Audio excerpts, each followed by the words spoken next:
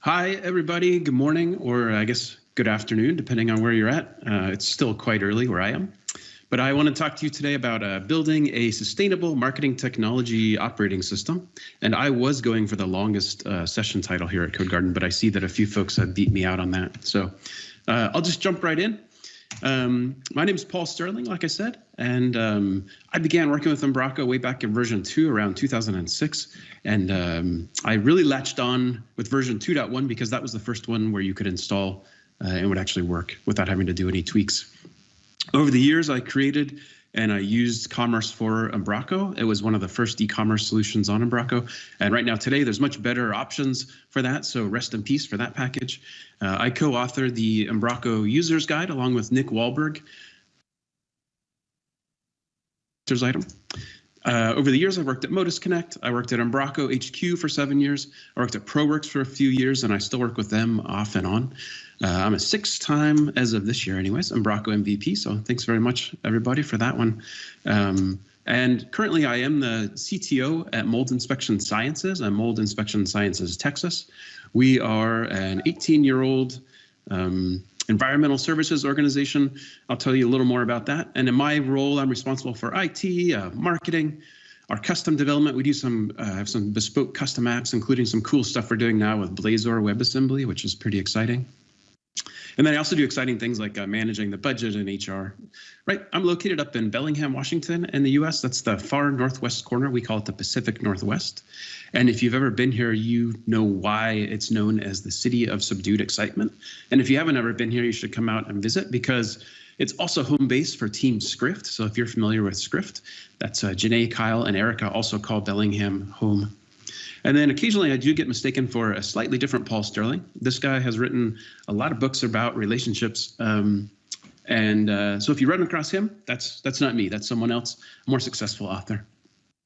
I'll just take a minute or two to talk about the challenges in our business and how we came to decide that what we needed was actually something that we were going to call a marketing operating system.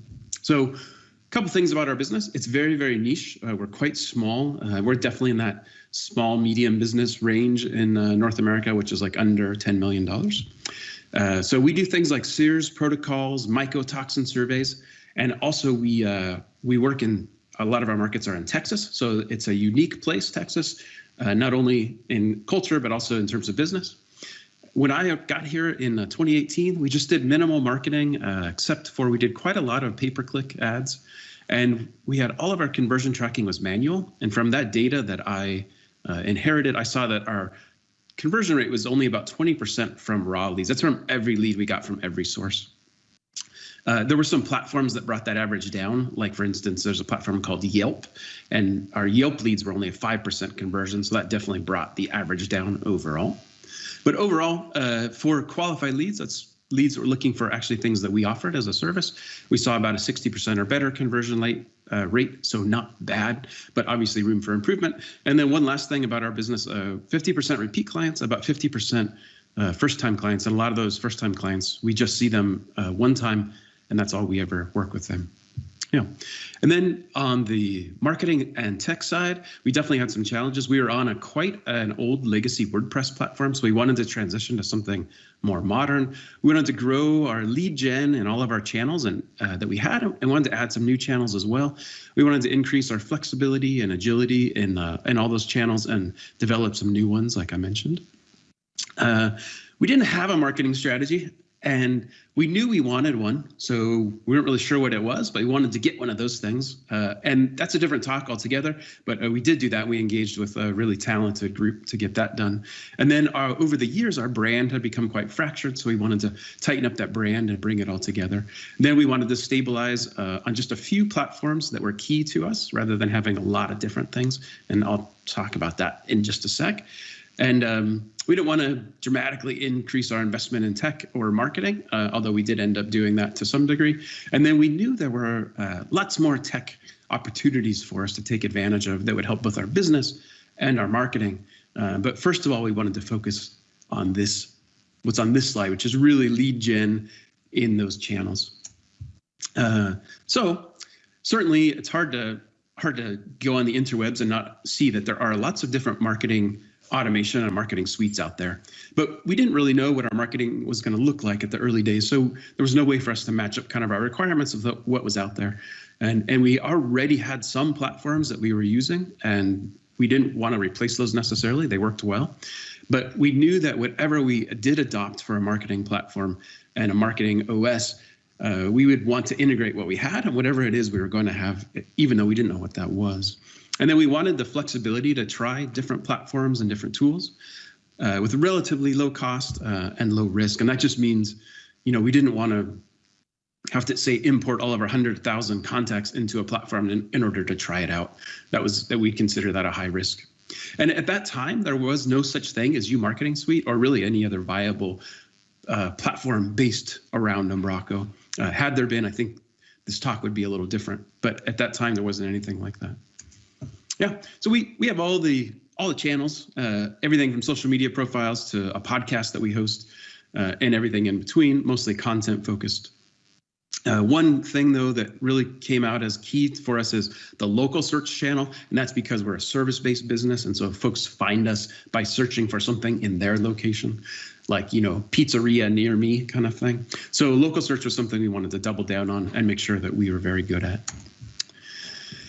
Yeah, so skipping ahead just a bit, in the market, there was this term marketing OS, marketing operating system. And so I adopted that term, but I wanted to define what it was for us so that when I talked to my teams internally and when I was talking to vendors, I could have a consistent and concise way of talking about what is this marketing OS that I'm not talking about. Well, first and foremost, it's a content first CMS. It also needed to be an integration platform. So that means that it had to be open in a way where we could integrate sort of any arbitrary other tool. It needed to use well-known patterns in terms of that integration. And so as Umbraco, say, uses something like Web API, those sorts of patterns is what I'm talking about, like a consistent way we could know when we adopted a new tool, how to integrate it. It needed to have open endpoints. So that limited us to more like open source or at least open API systems. Closed core wasn't going to work for us. Needed to have a rich ecosystem, and that meant packages and add-ons as well as partners, because we knew, being a pretty small business, we weren't going to build all of this ourselves. And so we needed to have a partner network that we could go to for assistance when we needed that done. It needed to be cloud-based, so weren't interested in any infrastructure ourselves, just software as a service, and the cost needed to be justifiable. And by that, I just mean it didn't need to be free, but it needed to match up with the budget and the revenue that our company generated. So that unfortunately precluded some of the bigger systems like a Salesforce or a HubSpot for us. Yeah. So I went to our ownership team and our management team, and I said, hey, what we need is this thing we're calling a marketing OS, and it will create, manage, and measure all of our marketing activities and all of our channels. And naturally, they said, yes, please, let's have one of those. So with that challenge, we created an approach. And essentially, it's this really quick. We were going to focus our resources on lead gen channels. We were going to transition to Umbraco CMS for at very least our web platform. I'll tell you why. We were going to use proven marketing tools like these. And some of these we have, some of them we don't. We were going to do a top to bottom pay-per-click campaign. That's like AdWords revamp. Going to really focus on our conversion and landing page. And that's so that we could measure the impacts of our activities on our conversion rates, which is how we would measure success. And then, like I mentioned, we wanted to strengthen our local search channels and make sure those we were always top tier there. And then we wanted to track everything, of course, and that's how we would know if our impacts were positive. Yeah. So why did we choose Umbraco primarily? And as the first step, it was what that matters, in my opinion. So with Umbraco, we knew, based on a lot of experience, there was never going to be something we couldn't do with Umbraco or a system we couldn't integrate with Umbraco. And that's just a feature of Umbraco, right? Of course, it's all about time and money. So it's a nice feature, but you do have to be able to actually have the skills and the time and the money to make it get done. We internally had Umbraco knowledge and experience, both myself and another colleague. I had a great working relationship with ProWorks as a development partner and still do today. And if you don't have a development partner, I highly recommend that. We had decided we were going to adopt Umbraco and an Umbraco Cloud in particular, and the HQ cloud support model, oops, misspelled, sorry about that. The cloud support model looked to be a good fit for us, and in fact, it has been over the last 4 years. And then one of the undocumented features of Umbraco, of course, is this community, right? The friendly community, the inspiring community, the helpful community. That was a big feature that we knew was going to be important for us. And then one thing about Umbraco that's very interesting, and you hear people talk about, but it's actually a great tool for prototyping because of the built-in building blocks with Umbraco and the way you can scaffold out apps, features, and systems really quickly using things like doc types and property editors. It was a great tool. We knew that if we had a feature that one of our teams wanted, we could actually potentially prototype it in Umbraco pretty quickly. And then finally, from the community, there was a lot of inspiration around Umbraco, and that comes in the form of what's in blogs, what videos people post, what kinds of packages they're releasing. So even if we weren't going to use it exactly as released from these community folks, it could provide us inspiration for something that we might be able to do ourselves. I think that was an important feature. Yeah, we had mapped out our customer journey. It looks like a lot of customer journeys. I'm not going to go through all of this, of course, but one thing we noticed when we sort of mapped Umbraco onto our customer journey is that Umbraco was quite central as our web CMS to this customer journey. So it gave us even more weight for saying, let's use Umbraco not just as a web CMS, but maybe as the center of our marketing technology operating system. So that's where that comes in. Yeah, so we made this decision. We created this plan. We called it the second wave. The business had been around for 14 years or so, and the market had maybe changed a little bit, as well as some regulatory changes. And so we wanted to take advantage of these new opportunities, and that's the second wave we're talking about. So yeah, that sounds simple. We just would do this, right? We're going to create a strong Umbraco baseline. And by baseline, in this case, I don't mean like a cloud baseline. I mean how we're going to work with Umbraco fundamentally, how it's going to be structured. In that baseline was going to be things like content variant A/B testing. We're going to have this campaign creator thing for our message outbound campaigns. We're going to have a robust backup and recovery. Going to want to validate our SEO, social media, make sure we had analytics everywhere, add visitor engagement wherever possible. And then, of course, we wanted to test it, measure it, adjust where needed, and repeat it. And when we felt that was solid, we're going to roll out to the rest of our markets. Seemed like a great plan. This was in September 2018 when we got to this point. So the weekend of 15 September, just before we're going to kick off a pretty big project here to sort of do our second wave, my family and I decided to take a kayak trip out to the San Juan Islands nearby where we live in Bellingham. And so I just checked in with Brian, one of my IT folks, said I wasn't going to be offline, no cell service out in the islands, of course. And Brian said, yeah, nothing's going to, don't have to worry about it. Well, all of us who've been around IT for a while know what that means. It means that things crashed. Of course, I got a notification from our service, our monitoring service, on Saturday morning while I'm on the ferry with the kayaks headed over to the islands. And it says our sites are down. So I navigate to one of the sites and I see this as the home page. All of our WordPress sites have been hacked and they all looked like this lovely screen here. Well, there's nothing I could do until Sunday when I got back to my office. But over the next 9 days, we did a crash migration from WordPress to Umbraco, and we just used this custom importer that created, essentially from the WordPress export, created Umbraco content and media, and it worked pretty well. We figured out how to use cloud baselines, and there's some things I would do differently today than I did at this sort of migration. We created this logical Umbraco cloud project structure, just how we would work with it, how our source code repositories are structured, which was mostly how Umbraco recommends, by the way. And just how our content would be structured. And then we made a decision that had some consequences. We chose Uskind for our theming and styling. And Uskind, by choosing that dramatically sped up how quickly we could migrate these sites, because there are a lot of sites with a lot of different structures and a lot of different content targeting different markets. So Uskind was great. It helped us speed up the development dramatically. There were some trade-offs, and the trade-off biggest one for me was they have a very strong opinion about how your content should be structured. And it's different from how my opinion of how content should be structured. So there's a trade-off there. You give up that bit of control, but you get a lot of speed in terms of how fast you can deliver things. And I would use uSkinned again in a second. It was a really nice decision, like I said. And then, of course, based on our experience, we locked down access to the sites and haven't had an issue with hacking since then, as well as auditing configs, making sure we weren't checking any secrets into our repo. And of course, we could always do better with that. Yeah. So a few years on now, what has this, from that migration early on, what has this Umbraco as our marketing operating system become? Well, it is definitely all of our websites, and we have a lot of those, in a lot of different variety. Right now, we use 6 Umbraco cloud sites, 1 Umbraco hardcore site, or about 18 domains, plus or minus. It just depends on some market conditions. It goes up or down by a few. On the content side, we have this review and testimonial management system. I'll actually show you. And then we do some content variant testing. That's something we're constantly refining.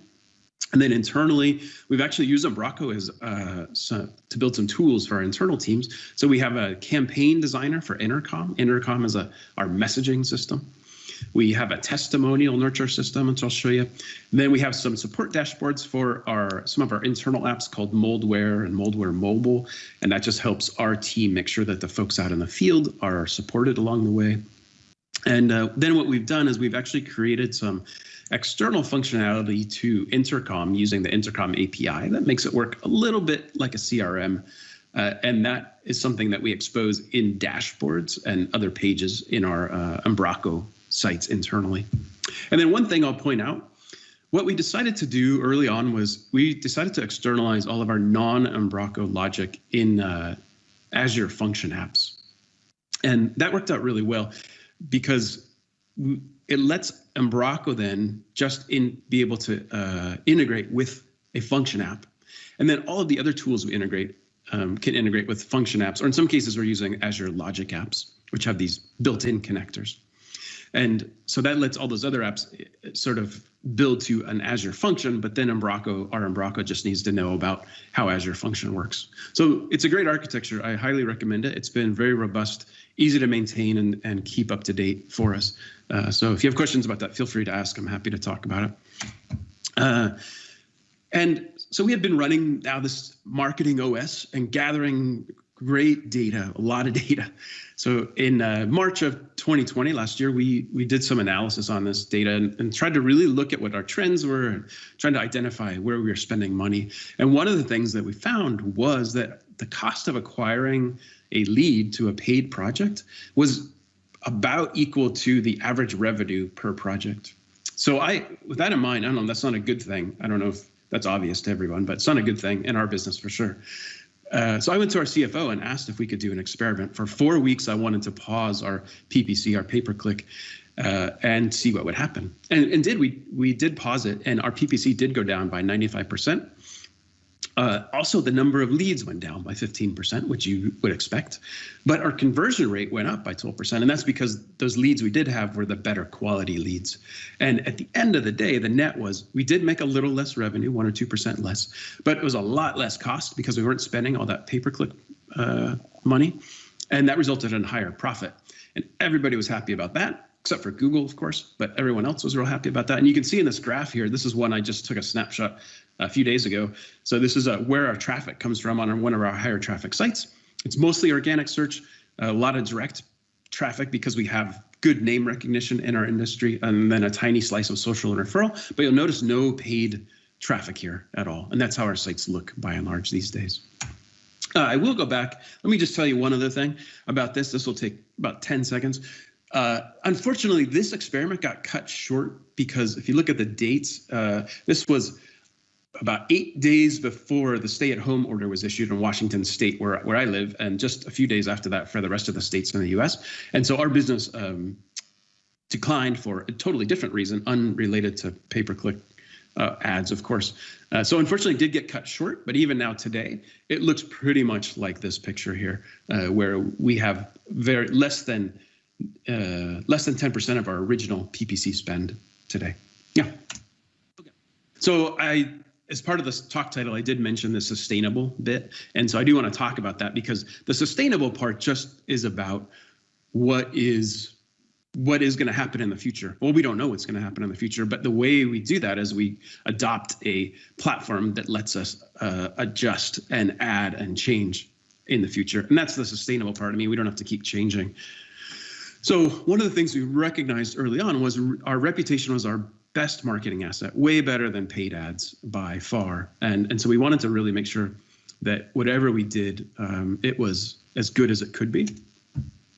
And so what we did is we actually went to ProWorks and said, hey, what can you guys help us figure out a way to manage these reviews? Because we got reviews from a lot of different platforms, from Google, Facebook, Yelp, Angie's List, and a lot of other ones. And we wanted to be able to present those in a way that made sense for us, both in terms of SEO and in terms of just visual representation. And so ProWorks created this review management tool for us, and essentially it is just a way to manage our reviews as content. And it's quite simple. Basically, it's just structured data. If you know structured data at all, this is just our structured data items. And what it will actually let us do then is do a lookup for things like Google reviews once we get the review ID. And so it stored all of our different reviews from the various platforms in a similar way, and then let us, here's one of the views we would render. So this is Facebook, Yelp, and Google, all look similar in terms of visual representation. And then, of course, under the covers, what it lets us do is keep our structured data up to date. And every time we'd add a new review as content, then in Umbraco would increment our rating count, and then the search engines see that as an update. So this is of all the things we did over the last years, this bit right here has had the biggest SEO impact for us. And I'm sure other folks have the same story about how structured data is an important part of web these days. Yeah. So with that in mind, and knowing that what we wanted to do was always be increasing the velocity of our reviews, so how many reviews we were getting, we actually implemented what we called a testimonial nurture system. And this is just a way that we can help those customers most likely to leave us a good review into actually leaving that review. And so it's based on an NPS survey that we send out at the end of every one of our projects. And then based on the response to that, so if they give us, say, a 9 or a 10, they're a promoter, we send them a message that says, hey, and there's a whole series of these messages, incidentally, but they send them a message that says, hey, thanks, glad things worked out. Can you leave us a review? And a direct link to the Google review form or Facebook or whatever. And that works pretty well. We see good response on that, and it has increased the velocity of our reviews, which is great for us. On the other hand, let's just say they're not a promoter, so they're a detractor or a passive. We don't want to send them to Google to leave us a 3-star review. We definitely don't want any 3-star reviews, rather have 1-star reviews, honestly. So in this case, we're gathering feedback. If that feedback is something we can action on and fix, and we feel like it's been resolved, we'll actually send them another follow-up NPS survey. If they then become a promoter, we send them down the review path. And that sometimes is called a redemption review. Sometimes those are the sweetest reviews because they have a really great narrative for us. Anyways, this system has worked great. It's all built on Umbraco and interfaces with Intercom a little bit. Yeah. One more example about the sustainable idea. So we really don't know what's going to change in the future, and we don't know what might happen in the market or what versions of Umbraco might cause packages that used to work to not work anymore. So in January 2020, we started rolling out some sites on version 8 of Umbraco, and I could not find at that time any sort of A/B testing tool for content variant like we had in V7 that we had sites based on. So I just asked Umbraco Twitter, and indeed there were not any A/B testing tools at that time. So I got with ProWorks. We decided what we needed our A/B testing tool to do. Within 6 days, they had actually delivered an A/B testing tool inside of Umbraco V8. And to me, I was blown away, right? In less than a week, I got something that was just a concept into actually having a tool I could use to measure my content variance and how that was going to perform. And I'll just show you, there's a really quick little video here. Yeah, so this video, basically, this is like a landing page site. So it's a sort of a one-page site, and I have a top-level content as well as these variants, and that's just those blue icons there. So I've got a structured variant and an image heavy variant. And then on the top level content, I'll actually go and define which alternates I want to use for my variants. So, and that's just using a regular content picker. So great for my content folks because they don't have to learn any new system for doing content variant testing. And then I'll set a weight, and the weight just helps the algorithm determine how often to display this variant relative to the other variants. And then I'll give it a goal name, and that goal name just corresponds to the goal name in analytics. Yeah, and then I wire this up very simply just using the standard analytics script like this. And that's all there is to it. And like I said, this is just content. So for my content folks, they treat it like they treat any other content in Umbraco. So that works really well. We've been super happy with the results, and right away we were getting measuring the impact of varying our content. And then one thing from the implementation side of this that works really well is ProWorks exposed this as a get alternate method. So on the template component, there's this get alternate method. All I had to do was drop this, and there's a little more to it, right? This is just a snippet, but I just had to drop this in my controller, and it would take care of returning the variance and take care of making sure that it was getting measured correctly because of the tieback using the Google Analytics script. Anyways, beautiful, simple, quick to implement. Yeah. Last thing, a lot of times my teams will come to me with an idea that's more of a concept. They have no idea how it's going to work. But in this case, this team decided, or they wanted to see if they had finer control over the time between intercom messages. So intercom is our message system, and you could send things like once a day, once every other day, that kind of thing. They wanted to say send it 15 hours after the prior message had been sent. And they thought that might actually help impact conversion. And in fact, it did a little bit. So a lot of times on a whiteboard or piece of paper, we'll sketch this out, and this is an ugly one, but you get the idea. So we said, oh, we can define this campaign in Umbraco and store that definition in Umbraco. And then what we can do is we can use an Azure function on a timer, and that function can go look and see if there's any messages that are due to be sent. If they are, we'll grab the data from Umbraco, we'll send it over to Intercom using the Intercom API, and then we'll let Intercom handle sending the message and tracking user engagement, which is what Intercom is really good at. So this became from a sketch to the actual implementation in about 3 days, and my teams started using it. We made some adjustments, and they still use it today. But essentially what this is I can define a campaign, and then within the campaign, I can define a message, and then within each message, I can say, how long should I delay from the prior message, and which channels should I send it in, like email and SMS.